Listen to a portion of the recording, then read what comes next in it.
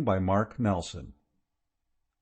Right Ho Jeeves by P.G. Wodehouse. Chapter 12.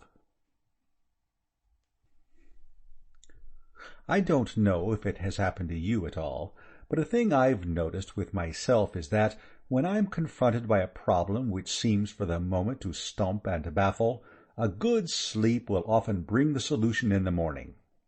It was so on the present occasion. The nibs who study these matters claim, I believe, that this has got something to do with the subconscious mind, and very possibly they may be right. I wouldn't have said offhand that I had a subconscious mind, but I suppose I must without knowing it, and no doubt it was there, sweating away diligently at the old stand, all the while the corporeal Wooster was getting the 8 hours. For directly I opened my eyes on the morrow, I saw daylight. Well, I don't mean that exactly, because naturally I did. What I mean is that I found I had the thing all mapped out. The good old subconscious M had delivered the goods, and I perceived exactly what steps must be taken in order to put Augustus Finknottle among the practicing Romeos. I should like you, if you can spare me a moment of your valuable time, to throw your mind back to that conversation he and I had had in the garden on the previous evening. Not the glimmering landscape bit, I don't mean that, but the concluding passages of it. Having done so, you will recall that when he informed me that he had never touched alcoholic liquor, I shook the head a bit, feeling that this must inevitably weaken him as a force where proposing to girls was concerned. And events had shown that my fears were well founded.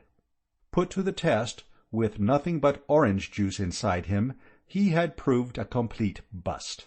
In a situation calling for words of molten passion of a nature calculated to go through Madeline Bassett like a red-hot gimlet through a half a pound of butter, he had said not a syllable that could bring a blush to the cheek of modesty, merely delivering a well-phrased, but, in the circumstances, quite misplaced lecture on newts. A romantic girl is not to be won by such tactics. Obviously, before attempting to proceed further, Augustus Finknottle must be induced to throw off the shackling inhibitions of the past and fuel up. It must be a primed, confident Finknottle who squared up to the Bassett for round 2. Only so could the Morning Post make its 10 bob, or whatever it is, for printing the announcement of the forthcoming nuptials. Having arrived at this conclusion, I found the rest easy, and by the time Jeeves brought me my tea, I had evolved a plan complete in every detail. This I was about to place before him. Indeed, I had got as far as the preliminary, "I say, Jeeves," when we were interrupted by the arrival of Tuppy. He came listlessly into the room, and I was pained to observe that a night's rest had effected no improvement in the unhappy wreck's appearance. Indeed, I should have said, if anything, that he was looking rather more moth-eaten than when I had seen him last. If you can visualize a bulldog which has just been kicked in the ribs and had its dinner sneaked by the cat, you will have Hildebrand Glossop as he now stood before me. "Stap my vitals, Tuppy, old corpse," I said, concerned. "You're looking pretty blue around the rims." Jeeves slid from the presence in that tactful, eel-like way of his, and I motioned the remains to take a seat. "What's the matter?" I said. He came to anchor on the bed, and for a while sat picking at the coverlet in silence. "I've been through hell, Bertie." "Through where?" "Hell." "Oh, hell! And what took you there?" Once more he became silent, staring before him with sombre eyes. Following the gaze, I saw that he was looking at an enlarged photograph of my Uncle Tom in some sort of Masonic uniform which stood on the mantelpiece. I've tried to reason with Aunt Dahlia about this photograph for years, placing before her 2 alternative suggestions. A, to burn the beastly thing, or B, if she must preserve it, to shove me in another room when I come to stay. But she declines to accede. She says it's good for me. A useful discipline, she maintains, teaching me that there is a darker side to life and that we were not put into this world for pleasure only. "Turn it to the wall if it hurts you, Tuppy," I said gently. "Eh?" "That photograph of Uncle Tom as the bandmaster." "I didn't come here to talk about photographs. I came for sympathy." "And you shall have it. What's the trouble? Worrying about Angela, I suppose? Well, have no fear. I have another well-laid plan for encompassing that young shrimp. I'll guarantee that she will be weeping on your neck before yonder sun has set." He barked sharply. "A fat chance!" "Tup, Tushy." "Eh?" "I mean tush, Tuppy. I tell you I will do it.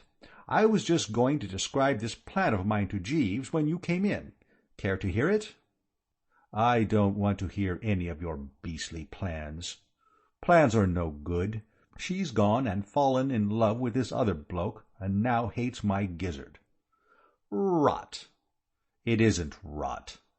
I tell you, Tuppy, as one who can read the female heart, that this Angela loves you still." "Well, it didn't look like it much in the larder last night." "Oh, you went to the larder last night?" "I did." "And Angela was there?" "She was." "And your aunt?" "Also your uncle." I saw that I should require footnotes. All this was new stuff to me. I had stayed at Brinkley Court quite a lot in my time, but I had no idea the larder was such a social vortex. More like a snack bar on a race-course than anything else, it seemed to have become. "Tell me the whole story in your own words," I said, omitting no detail, however apparently slight, for one never knows how important the most trivial detail may be. He inspected the photograph for a moment, with growing gloom. "All right," he said. "This is what happened. You know my views about that steak and kidney pie." "Quite." "Well, round about 1 a.m. I thought the time was ripe. I stole from my room and went downstairs. The pie seemed to beckon me. I nodded. I know how pies do. I got to the larder. I fished it out. I set it on the table. I found knife and fork. I collected salt, mustard, and pepper. There were some cold potatoes. I added those. I was about to pitch in when I heard a sound behind me, and there was your aunt at the door, in a blue and yellow dressing gown. Embarrassing. Most. I suppose you didn't know where to look. I looked at Angela. She came in with my aunt?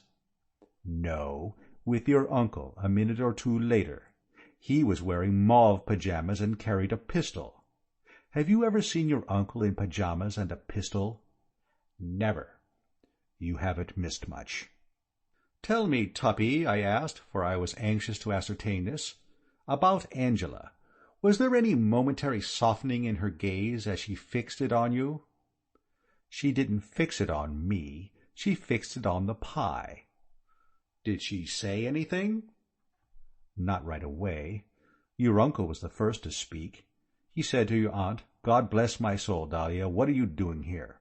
To which she replied, "Well, if it comes to that, my merry somnambulist, what are you?" Your uncle then said that he thought there must be burglars in the house, as he had heard noises. I nodded again. I could follow the trend. Ever since the scullery window was found open the year Shining Light was disqualified in the Caesarwich for boring, Uncle Tom has had a marked complex about burglars. I can still recall my emotions when, paying my first visit after he had bars put on all the windows, and attempting to thrust the head out in order to get a sniff of country air, I nearly fractured my skull on a sort of iron grill, as worn by the tougher kinds of medieval prison. "What sort of noises?" said your aunt. "Funny noises," said your uncle. Whereupon Angela, with a nasty, steely tinkle in her voice, the little buzzard, observed, "I expect it was Mr. Glossop eating." And then she did give me a look. It was the sort of wondering, revolted look a very spiritual woman would give a fat man gulping soup in a restaurant. The kind of look that makes a fellow feel he's 46 around the waist, and has great rolls of superfluous flesh pouring down over the back of his collar. And still speaking in the same unpleasant tone, she added, "I ought to have told you, father, that Mr. Glossop always likes to have a good meal 3 or 4 times during the night. It helps to keep him going till breakfast. He has the most amazing appetite. See, he has practically finished the large steak and kidney pie already." As he spoke these words, a feverish animation swept over Tuppy. His eyes glittered with a strange light, and he thumped the bed violently with his fist, nearly catching me a juicy one on the leg. That was what hurt, Bertie. That what was stung. I hadn't so much as started on that pie. But that's a woman all over. The eternal feminine. She continued her remarks. "You've no idea," she said, "how Mr. Glossop loves food. He just lives for it. He always eats 6 or 7 meals a day, and then starts in again after bedtime. I think it's rather wonderful." Your aunt seemed interested, and said it reminded her of a boa constrictor. Angela said, didn't she mean a python? And then they argued as to which of the two it was. Your uncle, meanwhile, poking about with that damned pistol of his till human life wasn't safe in the vicinity. And the pie lying there on the table, and me unable to touch it. You begin to understand why I said I had been through hell. Quite. Can't have been at all pleasant.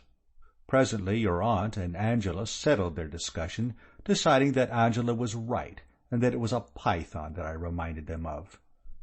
And shortly after that we all pushed back to bed, Angela warning me in a motherly voice not to take the stairs too quickly. After 7 or 8 solid meals, she said, a man of my build ought to be very careful because of the danger of apoplectic fits. She said it was the same with dogs. When they became very fat and overfed, you had to see that they didn't hurry upstairs, as it made them puff and pant, and that was bad for their hearts. She asked your aunt if she remembered the late spaniel, Ambrose, and your aunt said, "Poor old Ambrose, you couldn't keep him away from the garbage pail." And Angela said, "Exactly, so do please be careful, Mr. Glossop." And you tell me she loves me still. I did my best to encourage. "Girlish banter, what?" "Girlish banter be dashed. She's right off me. Once her ideal, I am now less than the dust between her chariot wheels. She became infatuated with this chap, whoever he is, at Cannes, and now she can't stand the sight of me. My dear Tuppy, you are not showing your usual good sense in this Angela chap at Cannes matter. If you will forgive me saying so, you have got an idée fixe." "A what?" "An idée fixe. You know, one of those things fellows get. Like Uncle Tom's delusion, that everybody who is known even slightly to the police is lurking in the garden, waiting for a chance to break into the house. You keep talking about this chap at Cannes, and there never was a chap at Cannes, and I'll tell you why I'm so sure about this. During those 2 months on the Riviera, it so happens that Angela and I were practically inseparable. If there had been somebody nosing round her, I should have spotted it in a second." He started. I could see that this had impressed him. "Oh, she was with you all the time at Cannes, was she? I don't suppose she said 2 words to anybody else, except, of course, idle conf at the crowded dinner-table, or a chance remark in a throng at the casino?" "I see. You mean that anything in the shape of mixed bathing and moonlight strolls she conducted solely in your company." "That's right. It was quite a joke at the hotel." "You must have enjoyed that." "Oh, rather. I've always been devoted to Angela." "Oh, yes?" "When we were kids, she used to call herself my little sweetheart." "She did?" "Absolutely." "I see." He sat plunged in thought, while I, glad to have set his mind at rest, proceeded with my tea. And presently there came the banging of a gong from the hall below, and he started like a war-horse at the sound of the bugle. "Breakfast," he said, and was off to a flying start. leaving me to brood and ponder. The more I brooded and pondered, the more did it seem to me that everything now looked pretty smooth. Tuppy, I could see, despite that painful scene in the larder, still loved Angela with all the old fervour. This meant that I could rely on that plan to which I had referred to bring home the bacon, and as I had found the way to straighten out the Gussie Bassett difficulty, there seemed nothing more to worry about. It was with an uplifted heart that I addressed Jeeves as he came in to remove the tea-tray. End of Chapter 12.